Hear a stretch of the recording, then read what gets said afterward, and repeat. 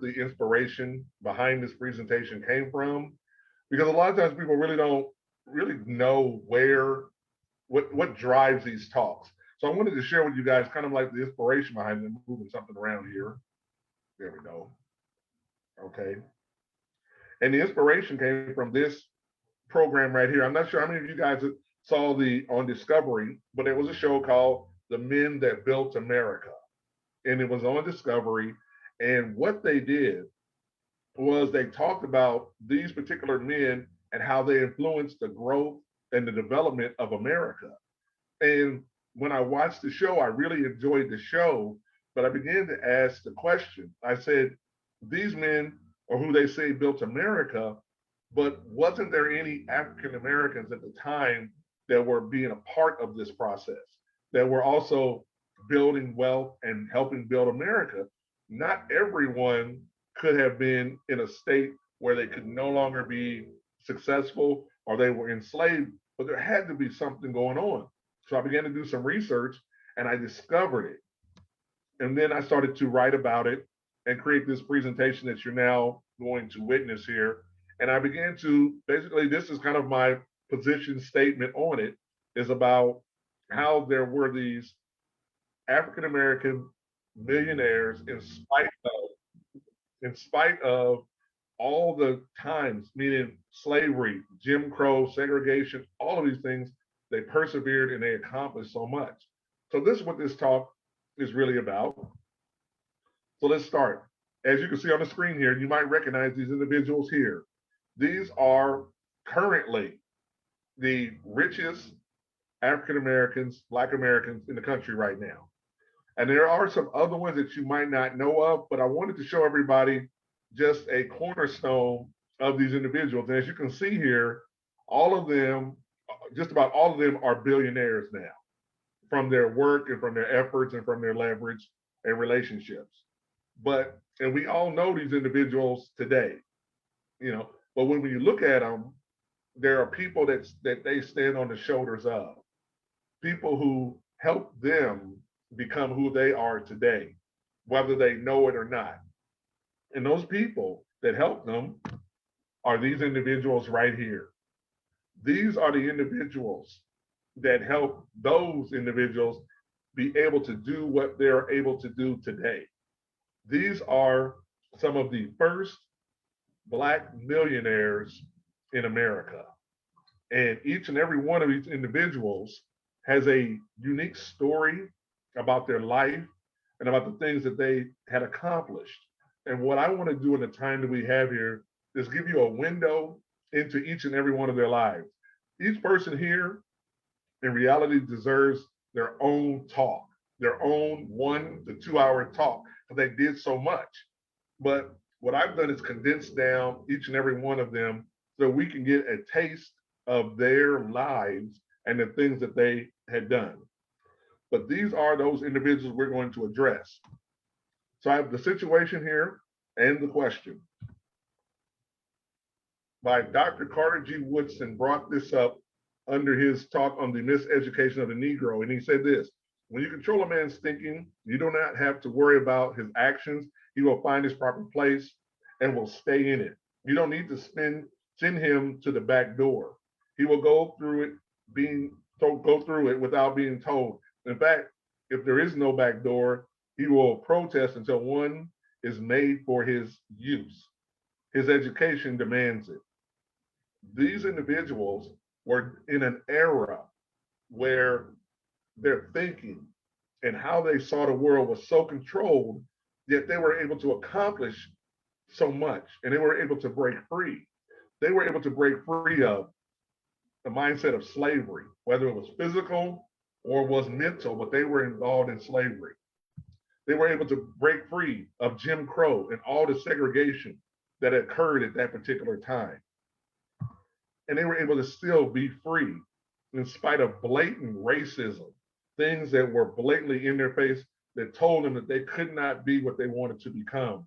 In spite of all of these things, these individuals were able to grow and to prosper and to create a legacy for themselves, for their family, and for their community. And the question is, how did they do it? Well, one person that offers some creative insight into this is, once again, Carter G. Woodson, where he talks about innovation and creativity having been part of the Black experience. Through imaginative skills, relentless perseverance, Black people have found this way. And one thing that he points out in this quote that's so very, very important is that Black people have always been solutionists. If you present an enigma or conundrum to a Black man or woman, they will find a way and the resources to solve that issue. And that's probably the most important part of this quote, is being a solutionist. Each and every one of these individuals went through so much, but they were always had a mindset of finding a solution. In this presentation, we're going to talk about these first Black millionaires, which I call FBMs, and number two, what they did to build their wealth. Number three, lessons we can learn from their journey. So who are these first Black millionaires in the United States? Well, we're going to start with the real estate queen of California. Our first person up here that we're going to take a closer look at here, over here, there we go, is Bridget Biddy Manson. Now, her actual formal name was Bridget, but she went by Biddy all the time. And what makes her story so unique, and what I've included on this slide is history so you guys can see it. But what makes her story so unique is that she was born a slave to Robert Smith. And Robert Smith was a white plantation owner, but he was more of an entrepreneur. And he was always traveling. And he began to travel across the country from Georgia to California.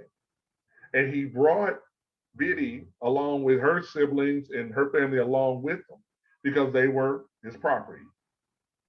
During this journey from Georgia to California, Biddy had to walk the entire journey. So in other words, she wasn't in the cart, she wasn't in the wagons. They had to walk behind all of the carts and wagons. So she literally walked from Georgia to California. And during her time on this journey there, she finally arrived in California. When she got to California and was working still as a slave, but working as well, someone came to her and told her a surprising story, that California was a free state. And she literally had been walked into a free state. So through the help of some other abolitionists, they petitioned the court, and she actually won her freedom. The plantation owner had no idea he had walked his slaves into a free state. And they all gained their freedom because they were in California.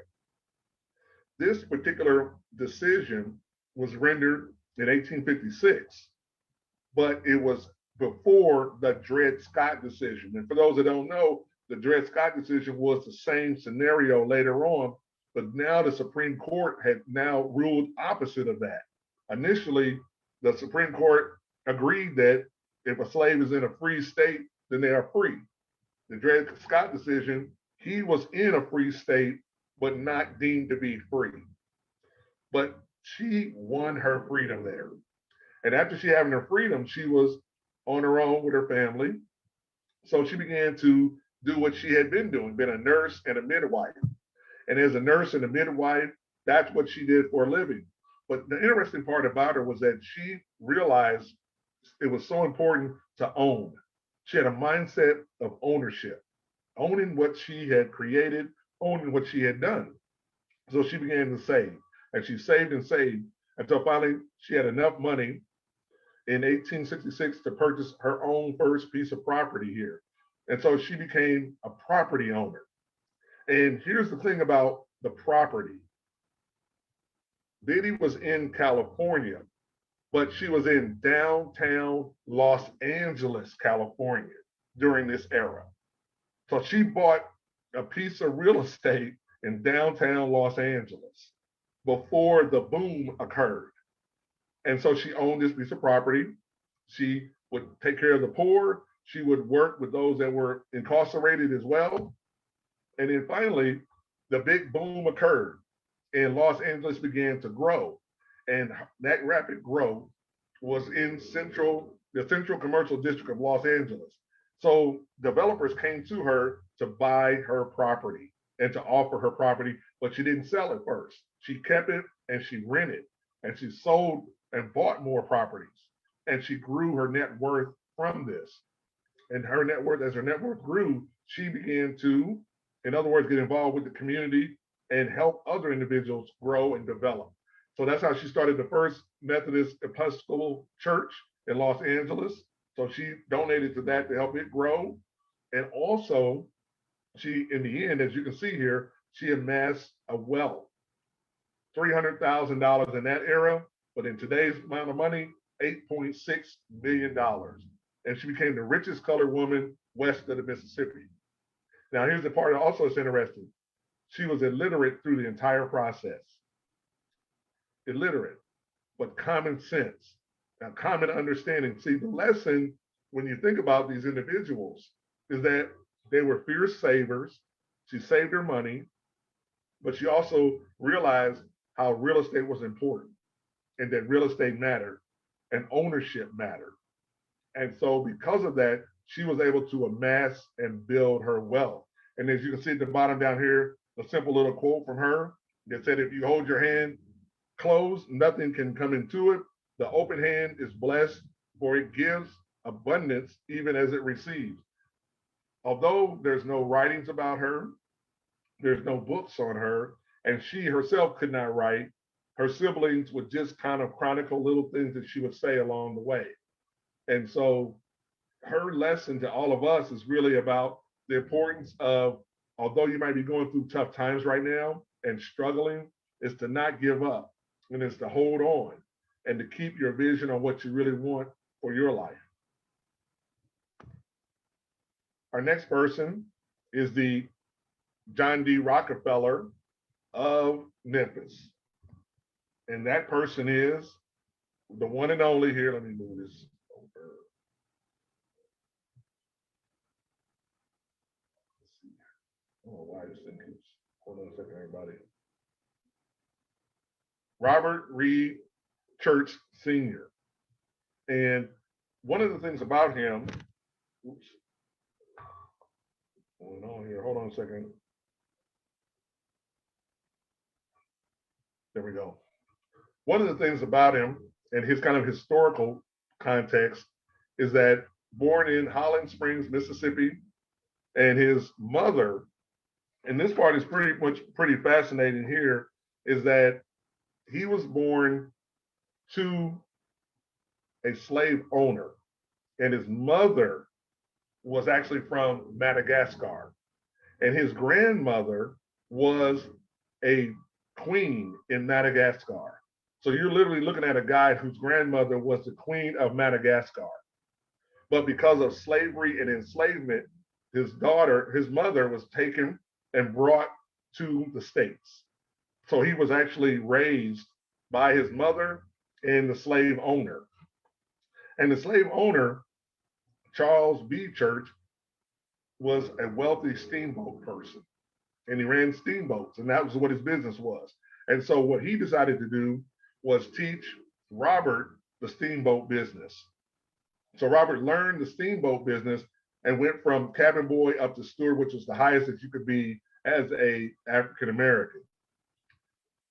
But the reality was this, that his owner, Charles, never treated Robert like a slave. He treated him like a son. However, he never taught Robert how to read, but he did teach him the business of steamboats. And because he taught him the business of steamboats, Robert learned really quick what he needed to do. As he grew in that position as a steamboat steward, the Union came in, captured the ships because it was building up to the Civil War. Everything was building. So the Union Army comes in there, takes over the steamboat business where Robert is, and Robert ends up being a steward still on a steamboat, but under Union Army control. After 1862, Robert is dropped off in Memphis, Tennessee. That's where he begins to do his own work. And now he's no longer in the steamboat business. He has to find other jobs. And he starts to work and build up his own businesses, doing jobs and then slowly but steadily building his own businesses up. The race riots of 1866 happened in Memphis, and that starts to escalate into conflict. At this particular time, Robert is 23 years old, and now Robert is at a place financially where he understood the steamboat business and he understood what it took to grow. And so he started owning things. He owned a saloon, he owned hotels, he owned different things in order to build himself up. And during that time of those riots occurring, he got shot. He got shot during those riots, and he actually testified against the sheriff that shot him. He testified against him. And he knew he was putting his life at risk, but he had made a decision that it was more important to tell the truth and to point out the cruelties than to stay silent. And so, because of the jobs and the business that he owned, he testified. During that time, he would get shook down by white gangsters who would demand money from him, but he never let it destroy him. And then finally, he got shot again in 1878 in a fight. And this was a fight over a Black woman, and there were some issues and altercations. And he recovered from that as well. But the turning point in his life, and he definitely was someone that was a fighter. The turning point in his life came in 1878, and I show it there with yellow fever. And everyone think about the things we're going on right now with everyone. But he was dealing with yellow fever. When yellow fever hit Memphis, instead of leaving, he stayed. He sent his family away and he stayed there. The real estate marketplace, the economy crashed and went down. At that moment, he was in a position to grab real estate, commercial and residential real estate, and own it, because everybody left Memphis and didn't want to be there because of the yellow fever epidemic. So he, pennies on pennies of the dollar, bought all of this downtown Memphis real estate, and he owned it. And by owning it, he now was owning hotels, he owned restaurants, he owned saloons. He owned all of this and was generating a lot of income from it. And from that income, he decided that there should be a place where Blacks can congregate and have a good time. In other words, where people can have plays and speeches and marches and just come together as one. So that's why he built the Churches Park and Auditorium.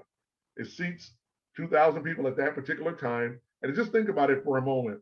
Think about where you live at and think about the domes that we currently have for sporting events. Well, that's what he had built in that era, their own dome. Cost him $80,000 to build. And that's what he created that allowed Black people to come together, to have conversations about political issues, but also that feel safe in an environment that was for them. President Theodore Roosevelt even spoke there. 10,000 people gathered both inside and out. It was inspired by Booker T. Washington's Negro College business, because all of these things came together because he wanted people to have a place for Black people to come together, to have real conversations about overcoming the prejudice and racism that was going on in the world. And he wanted there to be that environment where that could happen. Along that path of buying things, he started accumulating even more wealth and bought a bank. And what he bought was the Solvent Savings Bank and Trust in Memphis. And during that time, in 1909, 1907, as you can see, the economy got depressed and banks started to default. And this is one thing about being a solutionist here. When the banks started to collapse, instead of him worrying about the same things other bankers did, his counterparts, his white counterparts, what he did was he put stacks of money in the window of his bank and simply said, this bank is paying off all depositors. In other words, what his goal was to show people that they have the money if you really want it.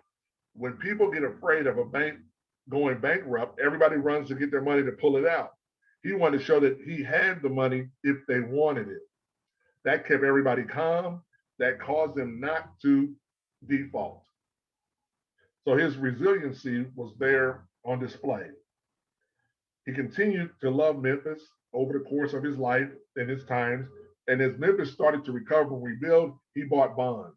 He bought bonds from the city of Memphis so that he could help be a part contributor to the rebirth of Memphis again. And as you can see right down here, his income was based on all the properties that he owned. And at that particular time, there were 6,000. He was making 6,000 per month in properties in 1865. Now think about that for a moment. $6,000 in 1865 is a lot of money. He's making almost $100,000 a month in today's money, and that would be $1.1 million in residual income annually. So he had become a multi-millionaire based on his properties and all of his other holdings as well. Here is a picture of the Church Park Auditorium that he built. This was his dome. This is what he had built so that people could come together. Our next one is from sharecropper to barber to millionaire. Brief history about this gentleman here, Alonzo Herndon. This individual started his life off in a very unique way.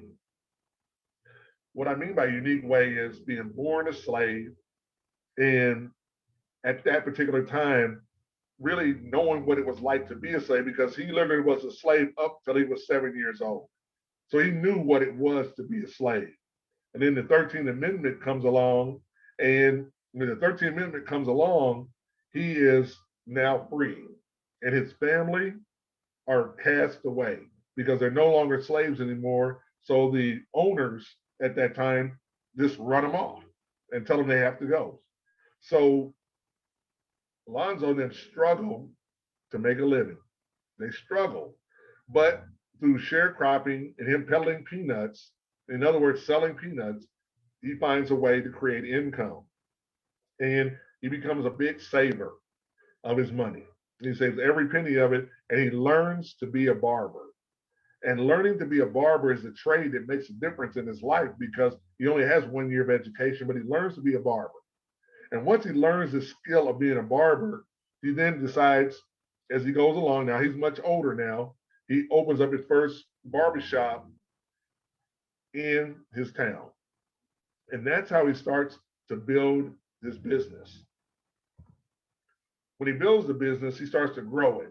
And then he realizes that the secret to his success is through the barbershop business. So he partners with other individuals who already have a barbershop business that are successful. So he partners with them because he has the money now to partner with them. Once he partners with them, that grows his wealth even more. So by 1904, he owns 3 barbershops in Atlanta now. And he's with one of the most reputable barbershops from the very beginning. This barbershop that he now has a reputation that precedes them. Along that way, he realizes the value of real estate. Notice the common denominator, everyone, with real estate. He starts to buy real estate in Atlanta and Florida, and he buys houses as well as commercial real estate. These grow his assets. He then turns around, buys a failing insurance company, but he has the money, and he opens up this insurance company. He ends up with 23 branches, 200 employees in the first year, because he realizes that African Americans need insurance, and no one is writing insurance for them. So by 1922, he now has an insurance company that's extended across various states. And the whole purpose in his insurance company is to insure African Americans, but also to help struggling African American businesses get on their feet. Along with that, he has his civic duties, and that's why he ends up working with Booker T. Washington, with the United Negro College, with the National Negro Business League. He also is involved with W.E.B. Du Bois and the Niagara movement, and that's all about economic and education. And he involves himself in these things that allows him to expand his reach, create more connections and more relationships. At the end of his life, his real estate holdings are at 325,000, but today that would be worth $4.7 million. And when you look at his life, it all started from a trade. He learned a simple trade that he decided to turn into a real business for himself. He could have cut hair for years, but what he decided to do was turn around and take this trade and turn it into something special, which is, in other words, a business that he could leverage. And that's what he did. Here's a picture of his barbershop so that everybody can see it here. All right. And now, the JP Morgan of Florida, the first Black millionaire of Florida here. And this gentleman here is Abraham Lincoln Lewis. And one thing about Abraham that's so unique about him is that he was born in Matson, Florida in 1863, the same year as the emancipation of African Americans. And because of that, his parents named him Abraham Lincoln Lewis because of that. And after that emancipation, Abraham moved with his family across parts of Florida and moved to Jacksonville for a better life. And as he moved to Jacksonville for a better life, that's when he got on with the lumber mill company as a water boy, but he also saved his money and he stayed with this lumber mill company for 20 plus years and became a foreman of it. During that time of working a job, he saved his money and he realized how important it was for a business to have a business, to have something that was his own. And so he invested in a shoe store, and that was like the first Black-owned shoe store in Jacksonville. And he realized that people need shoes. And so that became his business. And he worked in that business for a number of years as well. And as he worked in that business, this is where things also started to become different for him as well. He ended up marrying a lady who was of means, and she was a wealthy lady, a wealthy African-American woman, and her mother and grandmother were well off. And they brought him into various social circles that allowed him to grow as a person as well. And that's when he discovered that money management was really his forte. And so he was involved in various organizations as a treasurer, and he was involved in various groups. And he realized that his key asset was managing money and helping people be better money managers. So that's why he pulled some men together and they had formed the Afro-American Life Insurance Company because he realized African Americans, once again, needed life insurance and they needed coverage, and no one was willing to give them that.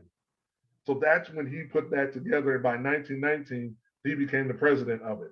He was friends with Booker T. Washington. And what was also unique about him is that because he was such a money manager, he saw the needs of African Americans in the long run. And so he decided to start buying things that would support a growing African American population. And so he bought oceanfront property as well as golf courses and country clubs. And he bought these things once again so that African Americans would have a place that they could go and they could relax and they could celebrate. Because what he felt like was there was always being excluded from these things. And he said, in order for them to not be excluded, we will create something that includes everybody. And so that's what his focus was on. And that's why he created the American Beach, and it was a community for Black people. At the end of his life, his net worth was $1.5 million. But today we worth $12 million. And once again, the key to his success was long-term vision, money management, and leveraging a business to grow a business. All right, the next one on here is our first Black female millionaire of hair care in the United States. Now, many people, when they hear this, they think about Madam C.J. Walker. But in reality, the first female millionaire in the United States was actually Annie Turnbull Malone. She was actually the very first. And she was the first millionaire because of some factors here that really will surprise people at times. Growing up, we realized that she had lots of illnesses in her own health. But even though she had these illnesses, she still attended high school, but she also realized she loved chemistry and she really had an affinity for it. And because she had an affinity for chemistry, that was something she wanted to pursue. But then also, she also really enjoyed hair and helping her sisters do their hair. And so she combined the love of chemistry and her hair and brought it together. And what she discovered was that in this era, there were lots of African American women who no longer wanted to have that traditional cornrow style hair and braids. And the reason was because that reflected being poor and slavery. And the era that Annie was in, people wanted to, Black women wanted to show their independence. They wanted to show their style. They wanted to show who they were becoming.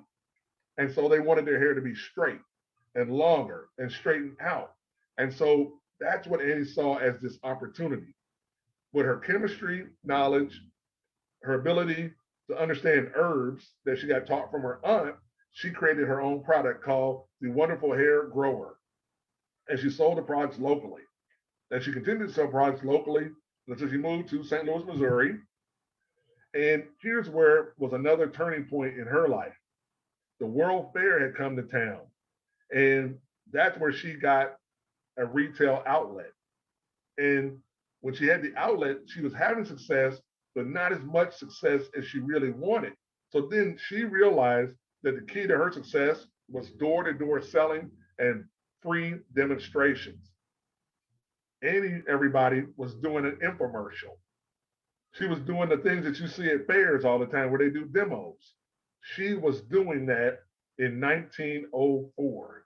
She was doing door-to-door selling and live demonstrations of her product and selling it. And that's what she was doing. Here's where, for those that know of Madam C.J. Walker, Annie hired Madam C.J. Walker, trained her, taught her the business, and showed her how to sell the product. Later on, Madam C.J. Walker sold her own product, and look, everybody, it was called Wonderful Hair Straightener. These two had an issue with one another in the end. They had a real issue because Annie taught Madam C.J. Walker, and Annie always felt that Madam C.J. Walker went behind her. But we'll go about into Madam C.J. Walker a little bit in a moment here.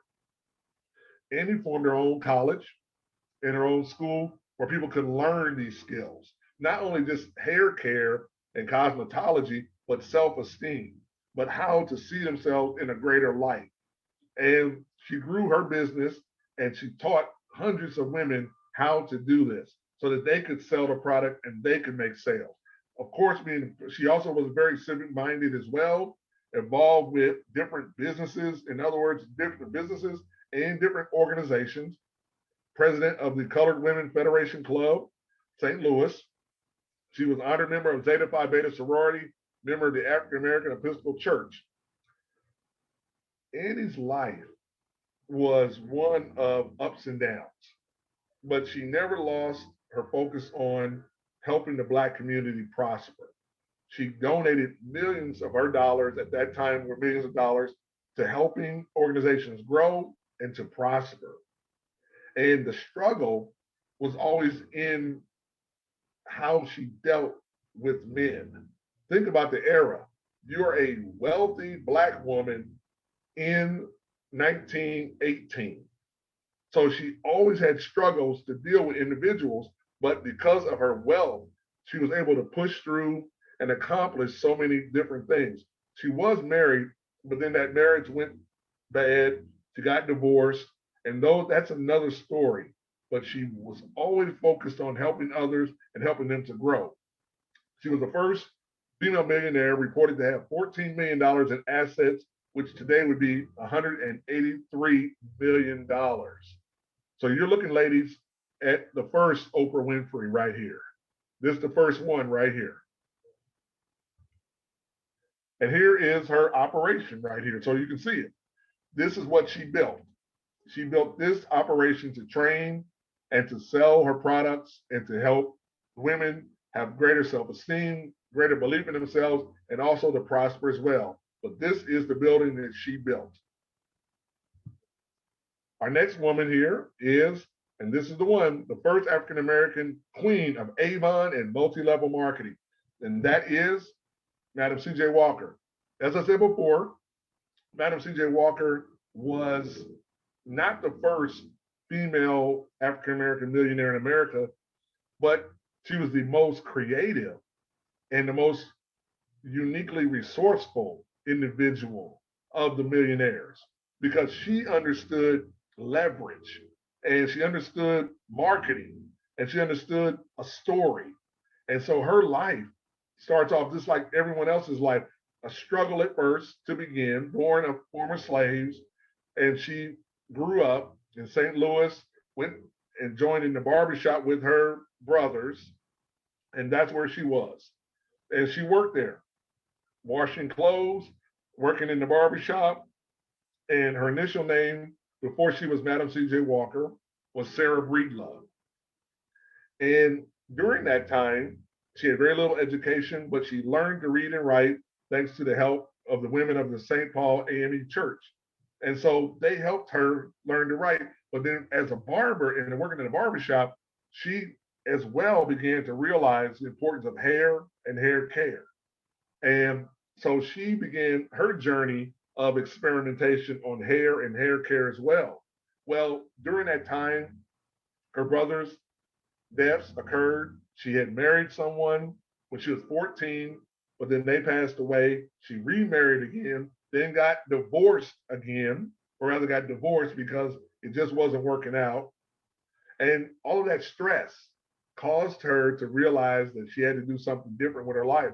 But that stress caused her to lose her hair. And when she was losing her hair, guess who everybody she went to? Annie Malone, because she discovered the wonderful hair growing product. And that product she used, and it worked. And in 1905, Breedlove moved to Denver as a sales rep for Annie Malone. So she worked for Annie Malone and learned the hair care business from her. After learning the business, she decided to go out on her own. And this is where it gets a little bit more about the marketing and promotion here. What separated Annie Malone and Madam C.J. Walker is a story. Madam C.J. Walker had a story, whereas Annie didn't tell a story.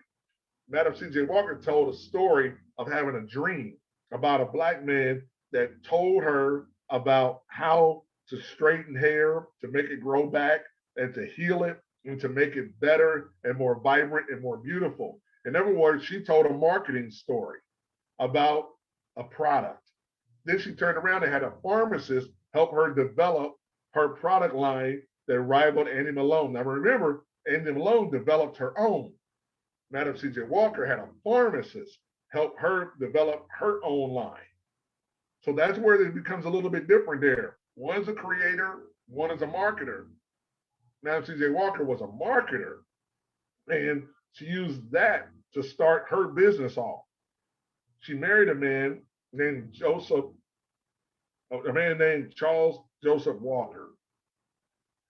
That's where she got her name from. She realized when she changed her name to Madam C.J. Walker, it gave her product line more prestige and more positioning. Madam C.J. Walker had already come up with her own unique selling position. And so with a story that she could tell, a unique name that's branded to it, she took that into the marketplace and grew her business. And then she created what we know as a network marketing organization. She created Salesforce based on network marketing, where there were local state clubs and you could become a manager. So in other words, if you sold enough product, you could move up. And as you moved up, you got more compensation. So she created her own network marketing company. And after creating her own network marketing company, and what she called it was Madam C.J. Walker's Hair Culturist Union of America. She created her own business. And by doing that, she helped those women make money, but then also be socially conscious because she awarded them not just for their sales, but for their political activism as well. So those are the things that she did to make a difference in the community. You know, her sales exceeded 500,000 and she trained over 400,000 sales agents. One of the things about her, and this is kind of an illustration of her products, she had 5 different products that she sold. And as you know, her products exceeded, her sales company exceeded 500,000, trained 40,000 salespeople, but her net worth at the time in 1919 was 600,000, which is $9 million today. And today, she still, her memory and who she is still exists. And people still talk about her to this very day. And there's even movies that are being made about her. I want to read you a quote by her. I am a woman that came from the cotton fields of the South. I was promoted from there to the wash tub. Then I promoted to the cook kitchen.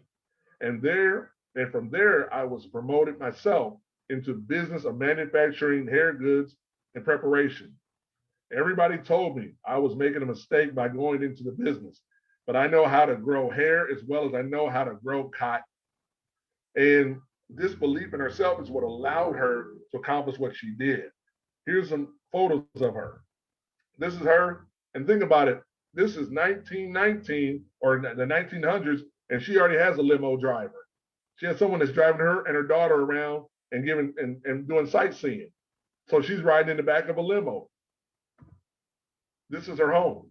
And this is her when she has gala parties. When she would have parties, this is what you would see at her parties.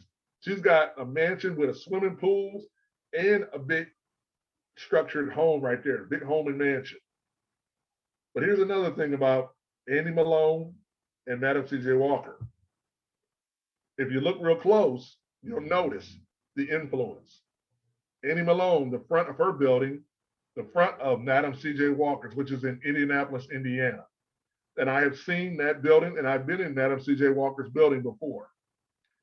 So you can tell that there was a heavy influence on her from Annie.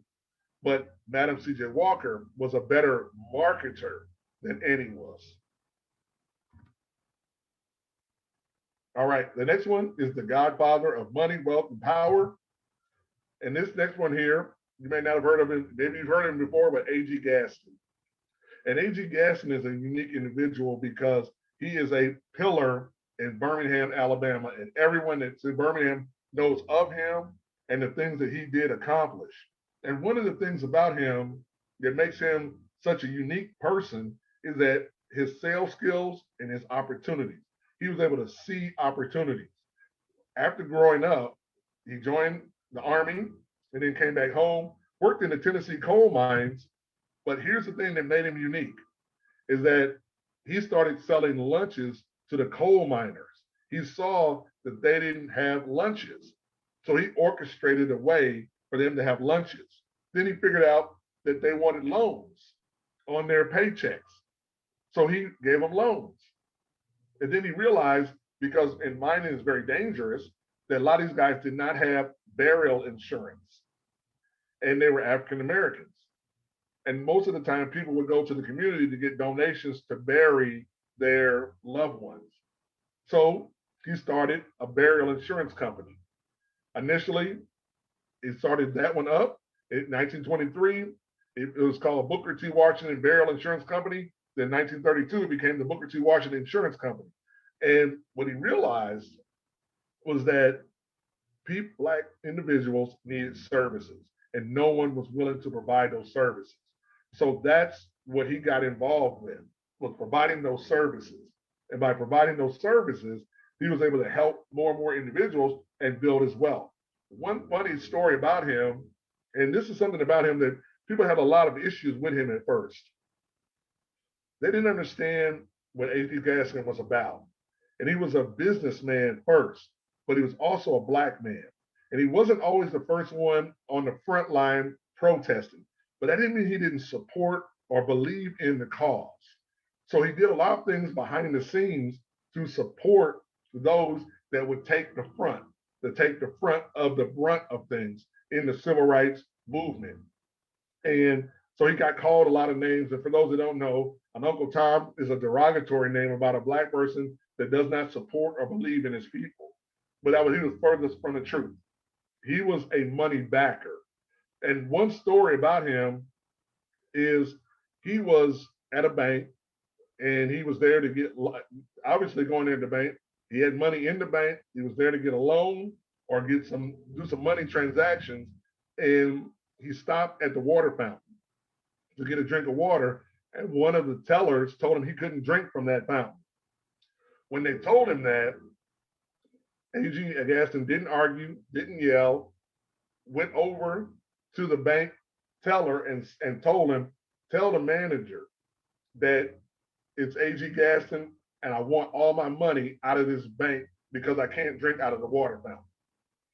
When the teller went and told the manager raced out of the office, grabbed A.G. Gaston and said, you can have a drink out of my cup if you like, but don't take your money out of here. The reality was A.G. Gaston was a power broker, a powerful person. And he wasn't a loud man, but he had a presence about him. And that presence also allowed him to do things that others would not do. When Dr. Martin Luther King was locked up and locked away, A.G. Gaston bailed Dr. Martin Luther King, out of jail with $163,000 cash. And that's a lot of money even today.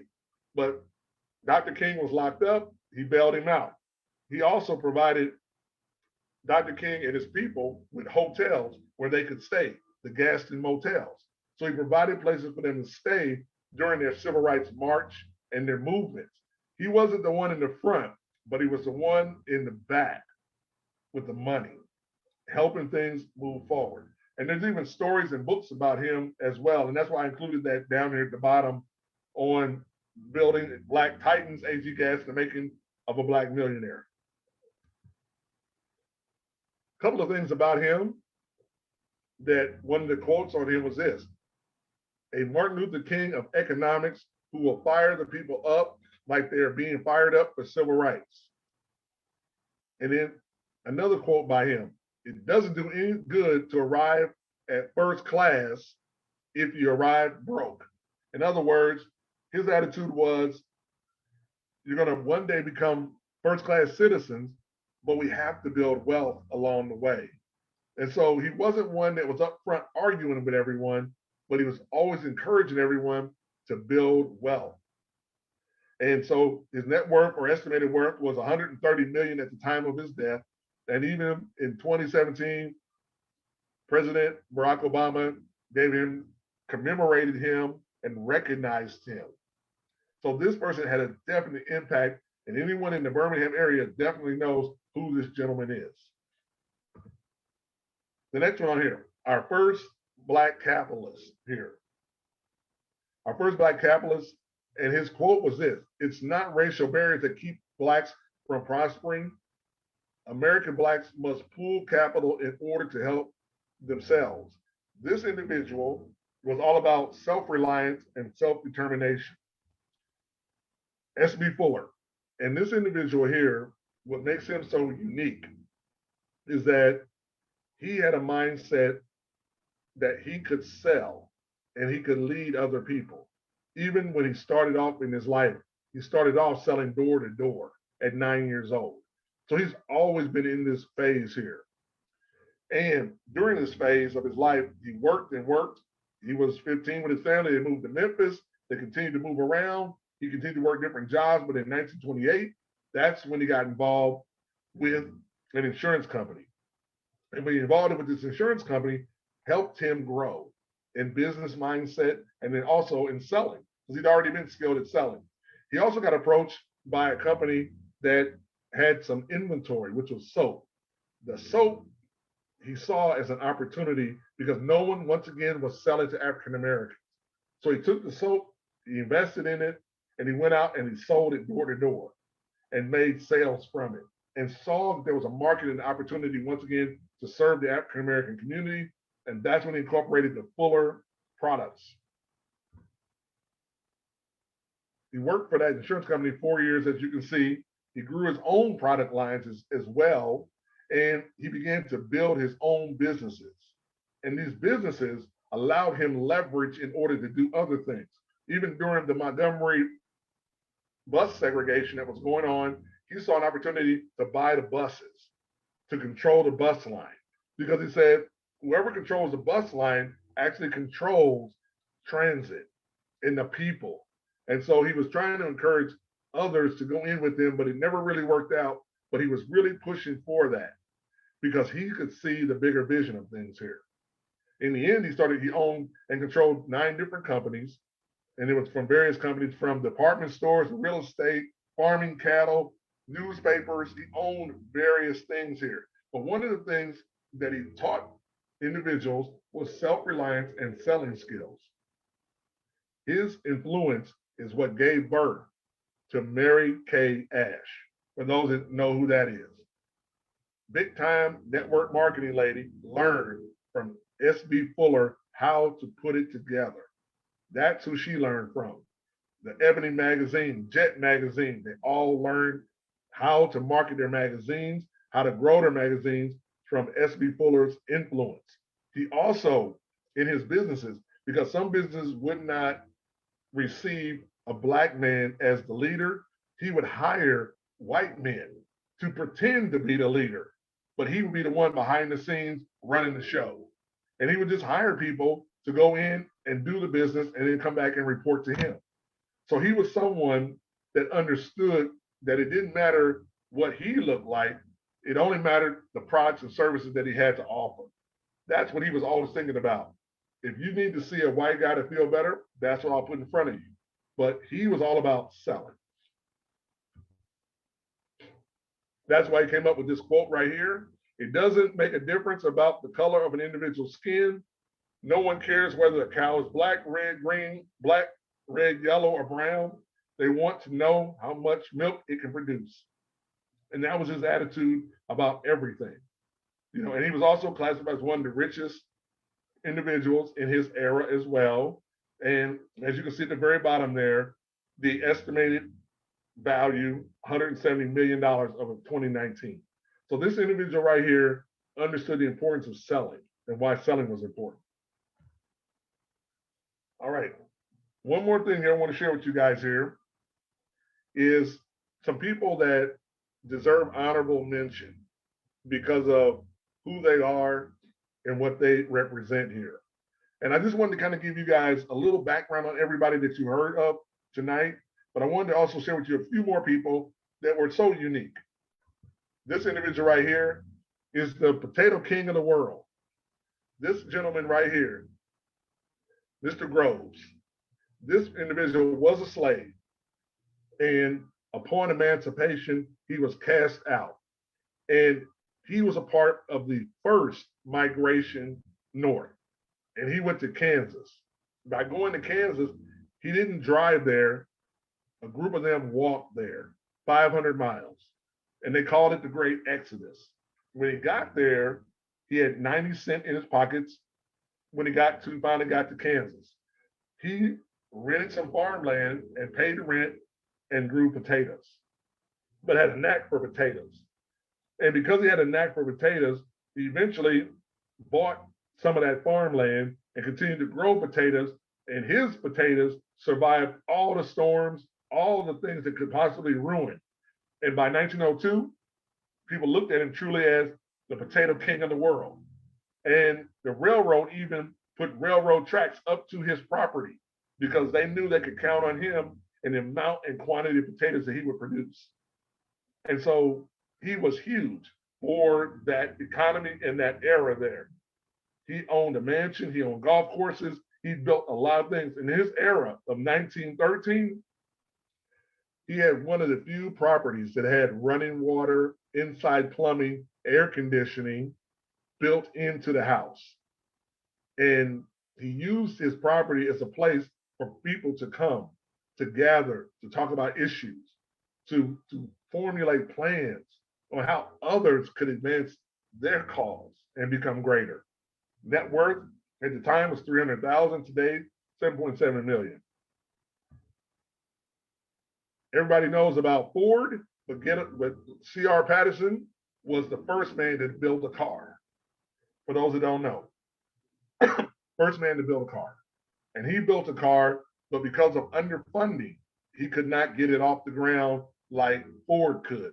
So he moved over and started building trucks. But he was the first to build a car before Ford built a car. And a lot of times people don't really know that about him. Okay. Some last lessons here. These self-made millionaires had 7 elements in place. They had vision, decision. They were in the right environment to grow. They saw the problems and desires. They had the skill. They had the product and service and the actions. The First Black Millionaires' important business insights here. Most white businesses would not sell to blacks. Most white businesses did not design their products and services for blacks. Most whites did not market their products and services to black consumers. This right here is the biggest Achilles heel, is that no one was selling to blacks at that in those eras. These millionaires of this era were actually had a monopoly on the black consumers. And they would also sell to whites as well. They didn't have a problem with that. They sold things that were reusable, things that were durable, things that sold because people needed them, necessities. And that's how they really built their wealth. So there you have it. I wanted to share in the time that we have. And there's so much that could go on about each and every one of those, but I wanted to share with you guys just some awareness of who these individuals were. So the question is, what's next? And I want to share with you guys here that are interested. I have the fortunate privilege and opportunity to let you guys know about a book that's come out called Black History, All-Inclusive Account of the American History by 2 authors, Walter Milton and Joel Freeman. And what they've done is they've created a book that's designed for schools, but then also is a great education for those that want to learn more about Black history, from ancient Africa all the way up to the Floyd incident. It comes all the way to modern day. And they wrote this book with every chapter being its own inclusive story with pictures, illustrations, CR codes, and even music to it. Now, the normal hard book is $175, and this is normally sold to schools, but this would be a great piece for those that really want to invest in learning Black history on a deeper level. But what they've done is they've created a whole packet here. The book, the online materials that are mobile, and the songs. There are actually songs for every chapter of the book. And these songs support the messaging of every chapter in the book. The investment for the textbook, ebook, and album is $195. And that gives you the ebook for 1 year. So you'll actually have the ebook, you'll have the physical book, you'll have songs, and all of this is attached to this one book here. Now, if you know someone out there, meaning schools, where this book could benefit the school system, then I would love to talk to you about it, because I'd love to get this into more and more schools so that they can gain a greater awareness of the African-American experience from ancient Africa all the way to today. So if you know of a school or a school system that could benefit from it, I definitely want to stay in touch with you here, and I'll give you a way to stay connected to me. If you are interested in ordering it or you want to stay connected to talk about it, you can text my number, 630-460-3279. When you text my number, please provide your name and your email address, and then I'll get back in touch with you to talk to you about the book and the materials. And then my final thoughts are simply this, is that in the time that we've had here, my goal was to give you an insight into these unique individuals. Each one of them has their own story of how they overcame racism, how they overcame prejudice, how they overcame all of these things in their life, but yet somehow they found a way to prosper. They understood the situation that was before them: slavery, Jim Crow, blatant racism, yet they found a way. In the world that we live in today, I ask you this question: if they were able to succeed with all of these blatant things in their way, what keeps you from succeeding at the level that you want to succeed at? What holds you back from having the life that you want to live? The one key that I've noticed with each and every one of them is that they started a business. They took something that was in them and they said, I'm going to turn this into a business that allows me to live a better life. I'm going to take a skill set I have. I'm going to take something that I'm good at, and I'm going to turn that into a business. For them, they had various trades that they had learned, different skills they had learned. But every one of those, they turned into a business. And that's the same for today here. Each and every one of you is learning skills that you could turn into something. And that business is the leverage that gives you the freedom that you're looking for. And that's what they saw. And that's what I wanted to share here in the time that we have. So I'm going to now turn this back over to Ms. Sherman. Thank you so much for presenting to us today. We really, really did enjoy it. And I hope you guys do join us. Actually, the author of this book, Black History 365, will be joining us on the 20th for his presentation, A White Man's Journey into Black History, as well as joining us for our conference event with Mr. Johnny Campbell, John Freeman, and Nicole Simpson. So we do have lots and lots of Black History events for you guys to join. And we would really appreciate and love you guys to join and learn more about it. I I love history. I'm a very big history buff, and as many of you know, I'm also Black. So this is perfect for me. I love it. I love learning, and I hope you guys want to come and learn with us. Well, that's great. That is great. Did you? That means you got my link and you saw everything, right? Yes, yes, we did. And he was actually one of the speakers I reached out to you when I reached out to you as well. And then once we looked at the book, and I was like, that name sounds very familiar. And then we kind of put two and two together. But we do hope you guys join. Lots and lots of things. If you have any questions, please save your questions, What write them. We what will what be date going is what over it. date do you have him down for? He's coming to speak with us on the 20th, and he'll be speaking at 11 a.m. MST time. So this Saturday, Miss Nicole Simpson will be joining us on the 22nd, so Monday. And then, of course, our conference event will be on the 28th with all three of you. And we hope you guys come and participate in really healthy debates and just ask any questions that you may have. Okay, all right. All right. So it was very nice to have this presentation. We really appreciate it. I learned so much that I did not know, which is perfect. That's what it's here for, right? That is exactly what it's here for. There's so much that I mean there's hours and I have to condense it down and I'm like I want to tell them this, I don't want to tell them that, and there's just so much. Well, we'll definitely be inviting you to speak again soon. So who knows? Maybe there'll be a part two, you guys.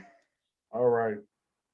Have a great rest of your night, you guys. Again, if you have any questions, save your questions, message them to us, and join us again for that speakers conference because he will be here again. You can ask any questions you may have.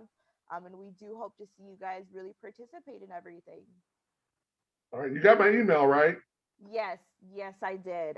So all of that is taken care of, and we'll see you back here on the 28th. Or you are more than welcome to come join us for our other speakers' presentations to see what they're all about. I'm sure you already know Freeman's, but Miss Nicole Simpson's. Okay. All right then. Thank you so much. Thank you. All right.